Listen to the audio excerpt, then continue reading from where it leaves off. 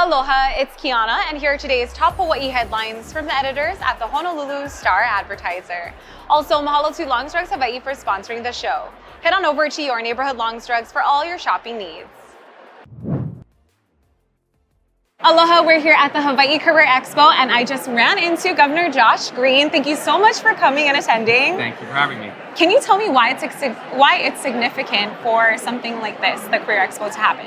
Well, we have a really serious shortage in most of our departments, and there's so much important work to do coming out of COVID. So we're really encouraging people to come down and apply for these jobs.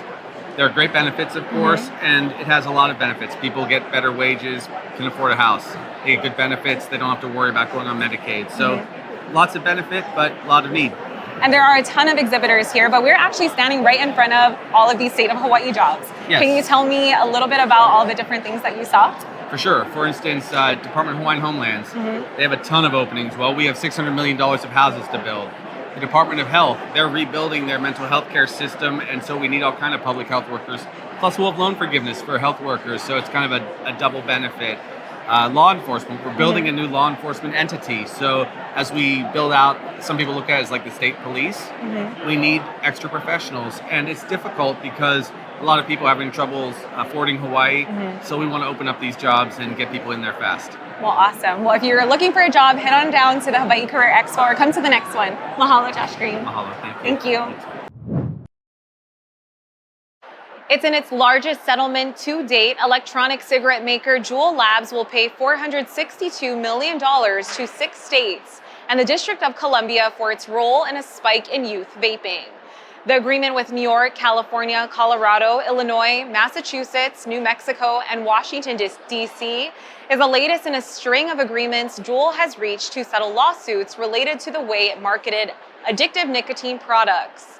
Juul rocketed to the top of the U.S. vaping market about 5 years ago by bringing popular flavors like mango, mint, and creme brulee to market.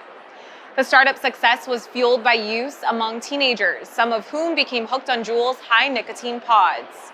As a result, parents, school administrators, and politicians have blamed the company for a surge in underage vaping.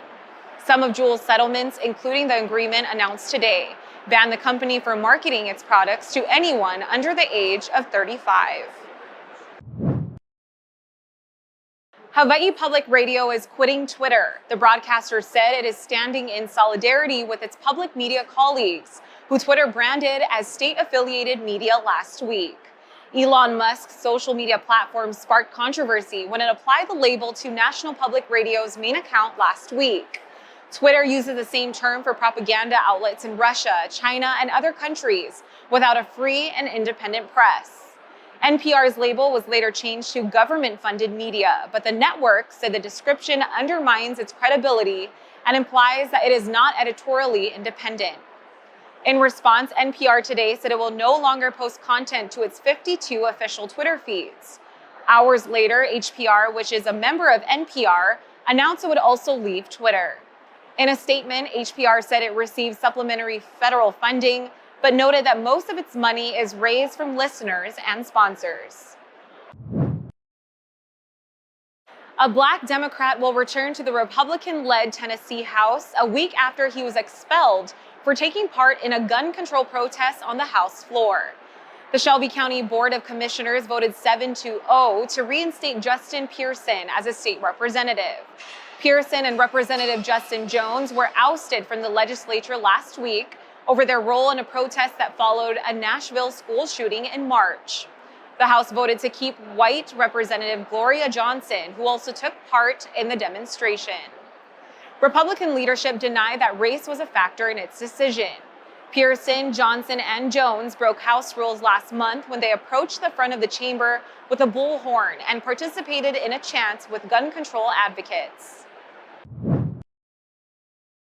Hawaii's coronavirus cases are dropping after 2 straight weeks of increases. The Hawaii Department of Health today reported 4 new coronavirus-related deaths and 959 new infections over the past week.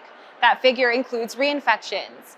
According to the reported totals, Hawaii's COVID-19 death toll has reached 1,868, and health officials have recorded a total of 384,839 cases since the start of the pandemic. The state's 7-day average of new cases was at 138, down from 151 a day reported on April 5th. The average positivity rate decreased to 9.2% from 10.2% last week. There were 9.7 cases per 100,000 people.